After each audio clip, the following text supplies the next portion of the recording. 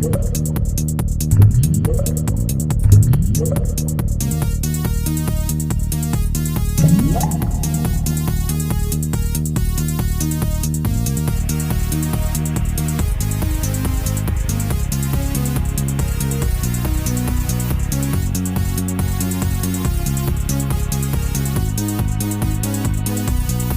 everybody, welcome to Board Online, Board Offline. Today we have a gameplay video for Cloudspire. This is going to be a solo gameplay. Cloudspire, if you don't know, it's sort of a tower defense, maybe MOBA style game. I've actually never played a MOBA.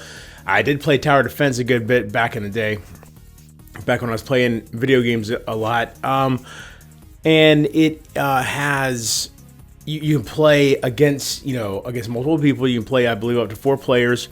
You can also play cooperatively, and you can also play solo. For cooperatively, it has its own cooperative scenario book. For solo, it has its own solo scenario book. So a lot of options with this game where it was actually designed this way, that the solo scenario book is pretty thick. I don't know how many scenarios are in there, but I mean, it's got a lot of content in there. We're going to be playing Chapter 1 of the solo scenario book. And then I'm thinking probably as I go along through the campaign, because it is a campaign, it's not just scenarios. As I go along through the campaign, maybe when I get to the end of it, I'll then bring you the final scenario in the solo scenario book as well. So again, this is going to be the setup portion of it, and then I'll bring you the gameplay in a couple of days. Now, I do want to mention our sponsor, Board Game Co. This is a fantastic website where you can buy, sell, and trade games. You can buy games from them. They have a great selection over there, really good prices. You can sell games to them. They have a really good value system over there, so you know exactly what you're getting just by looking. You don't have to. There's no bartering or bargaining or anything like that.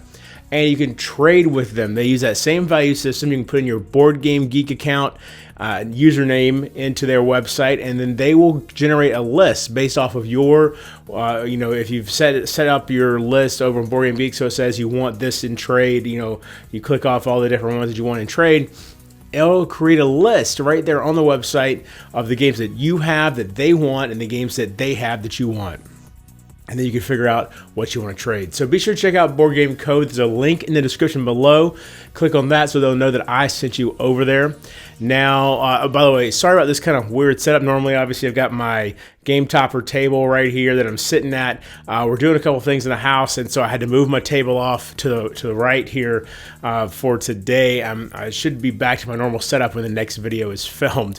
So that's why my mic's kind of hanging out in the middle of nowhere here, and I'm standing up instead of sitting down.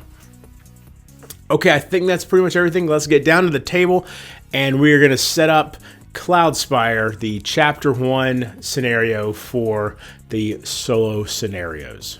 All right, so here is the board set up for the first solo scenario for Cloudspire. So you can see the first solo scenario is Chapter 1, Ignition, and I'll read this story at the beginning of the actual gameplay video so you'll know exactly what's going on. Here is the setup, so we're going to run through this real quick as far as what we got on the board here.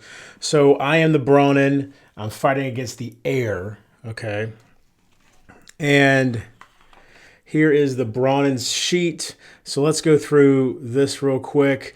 These are just our fortress advancements. I'm not going to go through this in super detail right now, but we will touch on these as we go through the game. I am going to just kind of show you what the first advancement would be for each section here. So the source drill, if I get that advancement, I will gain 3 source during each income phase, which is really good, very useful. The source is basically my resource that I use to recruit new guys, purchase build spires, upgrade spires. So that's a big deal right there. Assembly, if I go to the first upgrade there, we've got source shields. The Aegis Minions deploy on the promoted side. So Aegis, so here is my Aegis Minion right here. You can see on his unpromoted side, 3 health, 2 attack, 2 movement, cost 4 command points to deploy, and 3, well, that doesn't matter because in solo mode, the AI doesn't use source, but if I was playing as a player, they would get 3 source for defeating him. And he's armored, which means he ignores the first wound or the first damage that he takes when he's attacked. But here's the promoted side: 3 health, 2 attack, 1 movement. So you can see his movement actually goes down, right? Why? So why do we, why would we want to do that? Well, he gets this assault ability, which means if you look at the back here, assault, when attacking a spire, remove the bottom upgrade before applying damage, which is huge, especially because a lot of times, for instance, with the minaret over here, you see all these yellows, the bottom is fortification, which requires 2 damage just to take it out. So if you can take one of those off before you even apply damage, then you're really chopping that down pretty good. All right, so that was the first upgrade for assembly. The first upgrade for the Honor Pit Battleborn Arena Games Battleborn Minions deploy on their promoted side. Well, these guys are my base minion. So here's the regular Battleborn: 3 health, 1 attack, 2 movement, 2 command points to deploy. On this side, 3 health, 2 attack, 3 movement. So you can see they're a lot faster, and they deal 1 more, or they're 1 faster, but believe me, that's significant on here, and they deal 1 extra damage. All right, so now we've got the gate port, market buyout. After the last player's turn during the market phase, you may take a second turn. Okay, well, in solo mode, I'm the only one using the market, but that effectively could mean that I would get 2 market buys instead of just 1. Normally you can only buy 1 thing from the market. Smelter, Brawnen steel siege tower, and lance launcher spires can now be constructed. By the way, you can see level 1, 2, 3. This right here is the cost. All right, so this one's actually very expensive. 6 cost. I think that might be, yeah, that's the most expensive upgrade on the page here. So basically what that means is I have 2, these are my 2 base level spires that I have available to me. All right, we've got the drilling outpost. We've got the drilling outpost here that starts with just 1 fortification and can't be upgraded. It has no ability to be upgraded. Basically, this is just for mining, and you can see that mining says, at the end of the wave, you may return the spire to your barracks to gain 6 source. Cannot be constructed during the Onslaught phase. All right, so you get basically you just put it out, and it's going to take 6 source out of the ground, and you bring it back in. Okay, it cost me 3 source to put it out, and this is my other basic one. Dispatch platform starts with 1 attack, 1 range, or 1 attack and 1 additional range. Excuse me. This right here are the upgrades that it gets. So every spire has 1 range automatically. So really that means that this is 1 + 1. So it's 2 range. However, every spire automatically has 0 attack to begin with. So this actually will have 1 attack. It also does splash damage, which means it to damage units around its target. It can be upgraded 3 times though, which is what those dots are. Now, if I get the smelter upgrade here, the Brawnen steel, it allows me to do the upgraded version of these. So the lance launcher now has air defense, and I guess technically speaking, I don't know if that's technically an upgraded version of the drilling outpost, because you can see there's no more mining here. Regardless, it's a more powerful tower. The lance launcher now has air defense, so it can attack units with flying. 1 attack upgrade, 1 range upgrade. It's going to cost me 6 to build. And then the siege tower here, raise, which you can see means at the start of your turn, this spire may attack a spire or fortress gate within its range. Fortress retaliation removes the bottom upgrade of the spire. Okay, so normally spires only attack minions after they move, but the raise ability will let me use this guy at the beginning of my, the attack phase? Oh, no, I'm sorry, at the start of my turn, I can have it fire on another spire within range or the fortress gate of the opponent.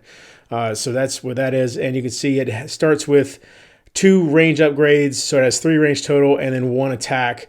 And it can be upgraded 4 times. So I can really power this baby up. And then finally over here, Stronghold, Forsaken Artillery. Gain the artillery die when, which is this one right here. When used, remove this die and advancement, even if no unit or spire is impacted. You may not build further Stronghold advancements until you build this advancement again. And you can see the artillery die itself may be used at the start of your turn. The start of your turn during the Onslaught phase. Roll this die once and state if the result will be used as range or impact. Then you roll it again, and it's used for whichever one you didn't use it for before. You may then select a unit or spire within the range of your fortress gate and either deal that impact impact and damage, or remove the number of impact and upgrades from the bottom of a spire. Okay, I gotcha. Yeah, so basically I would, roll it. So basically I would roll it once, so I could say, oh, that's going to be my impact. And that's my range. So that would mean that the artillery would have, where'd it go? Would have 2 range, and then 4 damage would be dealt to whatever it hits. But then by using it, I would actually get rid of that upgrade and have to rebuild that upgrade before I could upgrade anything else in my Stronghold. All right, now let's look at these faction specifics real quick. Minion promotion. Brawnen minions are promoted through fortress advancements. Once an advancement related to the minion type is purchased, all minions of that type are promoted permanently. Flip these units to their promoted side in your barracks, as they can no longer be deployed on their basic side. As far as spires go, Brawnen start with access to their dispatch platform and drilling platform spires by building smelter level 1, which we talked about. Fortress advancement Brawnen unlock 2 additional spire options, siege tower and lance launcher. After building this advancement, any of the 4 spire types can be constructed if available. Drilling outpost spires cannot be constructed during the Onslaught phase. All right, and then additional information: Brawnen start the game with the Forsaken die in the fortress. All right, and you can see the Forsaken die is right here. Before moving Forsaken each turn, you must roll and apply the result to that Forsaken unit. So that is, where is it? Is it this one? Nope, this one. Okay. So roll this, and you can see basically the Forsaken are a bit of a wild card. They get -1 movement or -1 damage. Sometimes they'll get nothing bad happen. In fact, so you can see there's 2 -1 attacks, there's 2 -1 movements, and then there's a blank and a blank. And the Forsaken are these guys. They're very expensive to put out. 7 command points. They also can, this right here means that they have the ability to move over any terrain.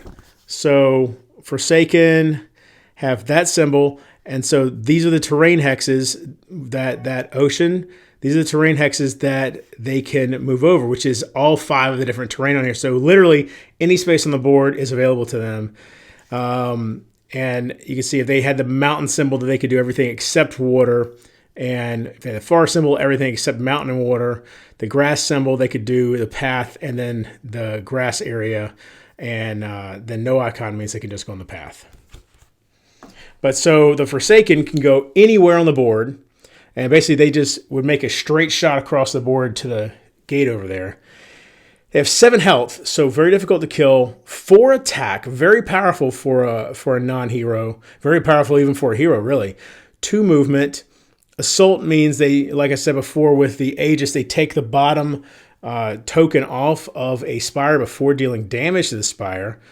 And then Unruly is what causes them to use that die right there. All right, so back to this setup here. We'll start on this side of the board and just work our way across. So right here we have Cram the Mighty. And you can see this is my honor pit here, gate port, stronghold, assembly, smelter, and source drill. So those are the different areas that I can upgrade. Also all over here, I'm going to show you this right here is my health for the gate. If that gets to 0, I lose. And that is my source currently starting at 0, maxes out at 20 right now. All right, so here we got Cram the Mighty. This is my main hero. I'm actually not allowed to deploy my other 2 possible heroes for the Brawnen, Osh and Drang. So I'm actually going to move them out of, like they're not even going to be in my tray here. So normally they'd be right here. I'm just going to take them out of the tray so that they are not even something that we're looking at. I'll just put them right over here behind the tray. So Cram the Mighty here, 5 health. You can see the way health works in this game is you stack these red poker chips up underneath your guys, and that is their health. So 5 health, 2 attack, 2 movement, and he's armored, so he ignores the first damage every time he's attacked. He does have mountain walk, so he can walk on any terrain other than water. Well, I'm pointing over here. You can't even see it. Other than water, he can't walk on water. On his upgraded side, he also has survival, 6 health, 2 attack, 3 movement. So he's faster and has more health on the survival side. Still has the mountain walk. I'm sorry, on the upgraded side. Survival means that if he does not, let me make sure I tell this to you right. Survival means if he, at the end of his turn, if this unit did not move or attack, it may recover 1 health.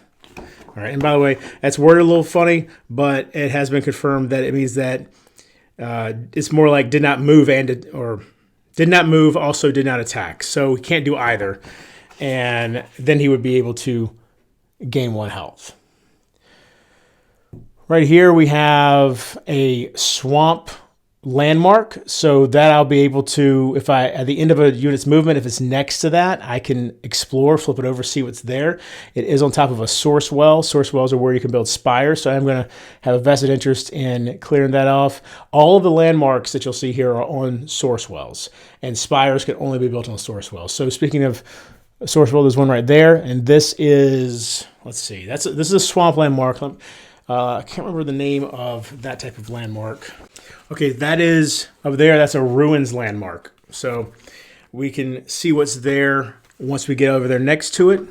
Moving down to this tile, we have one Heir spire already built here. So this is a high rise.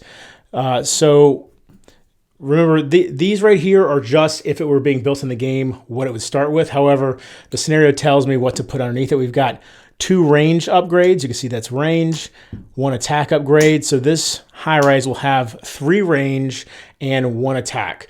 With a spire, the way attacks work is for every attack it has, 1 of these dies is rolled.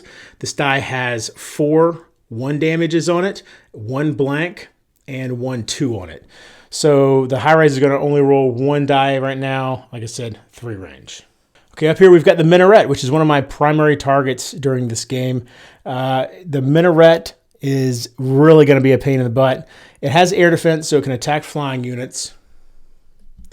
And then you can see it has 5 fortifications, which each fortification requires 2 damage to get rid of 1. And when you're attacking a spire, you always take...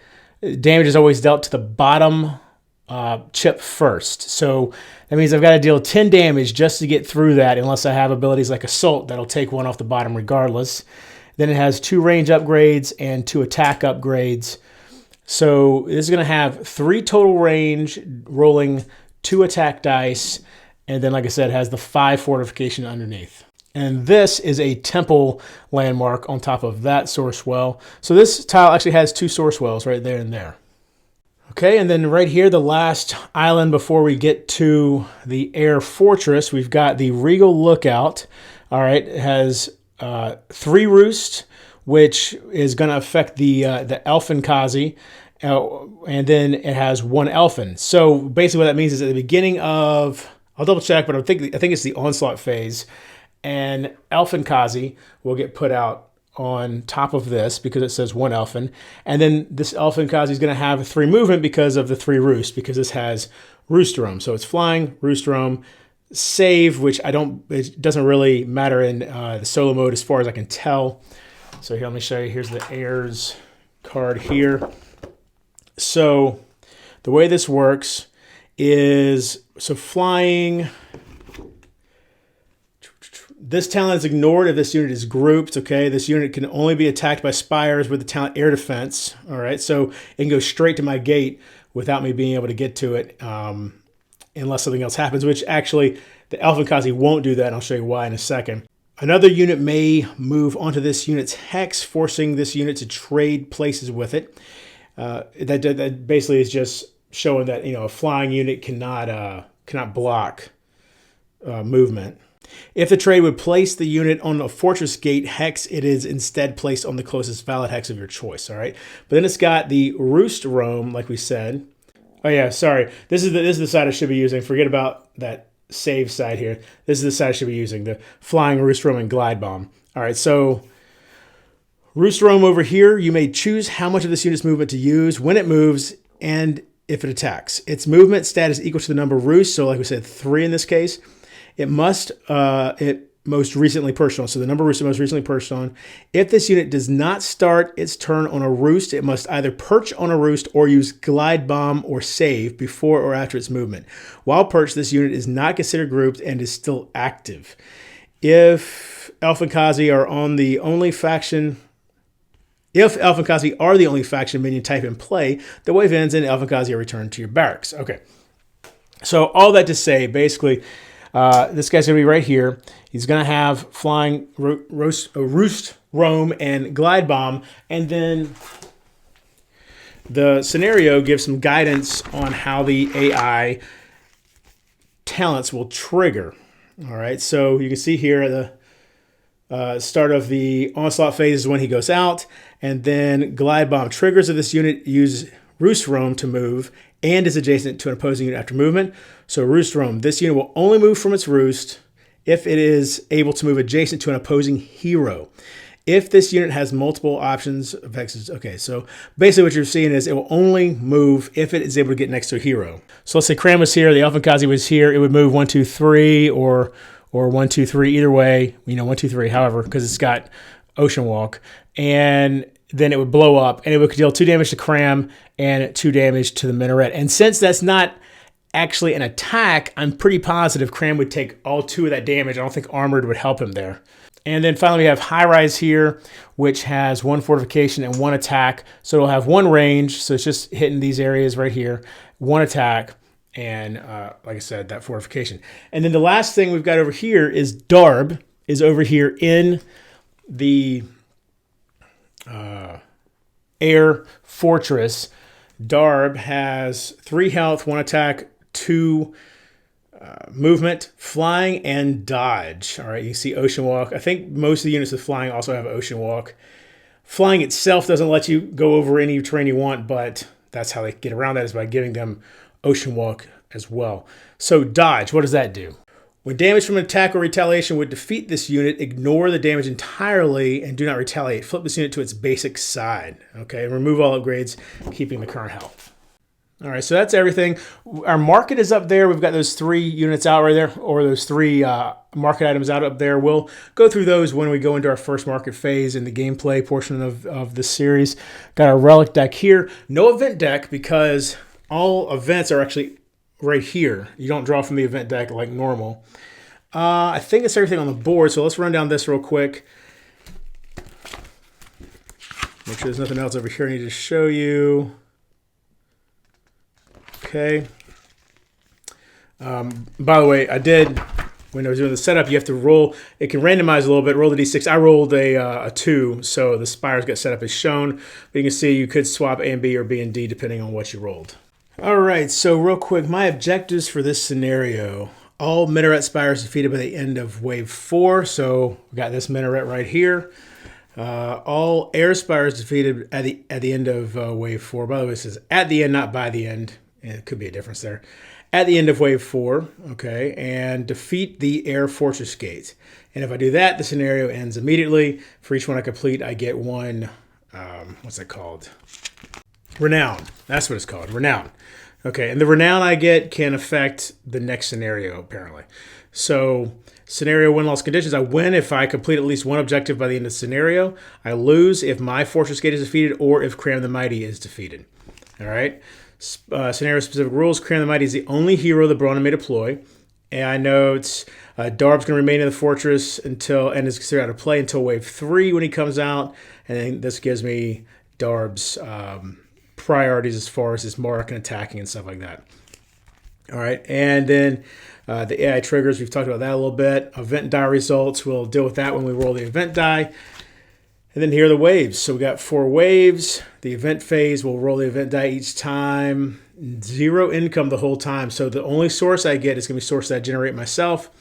Market phase is the same. Build phase is the same here. Here, we'll add an attack upgrade to the bottom of an Heir Spire of our choice. And down here, add an attack upgrade to the bottom of an Heir Spire of your choice. And the heirs construct a Minaret Spire with an attack and a range on the source well of my choice.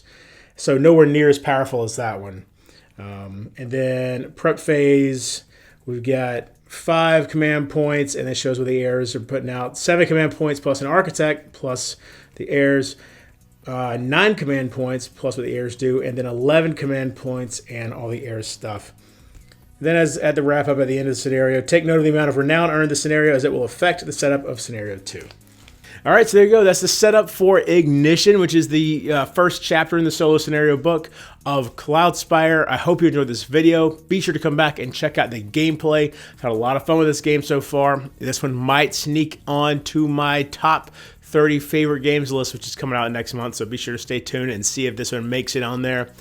Yeah, until next time, if you're bored online, board offline.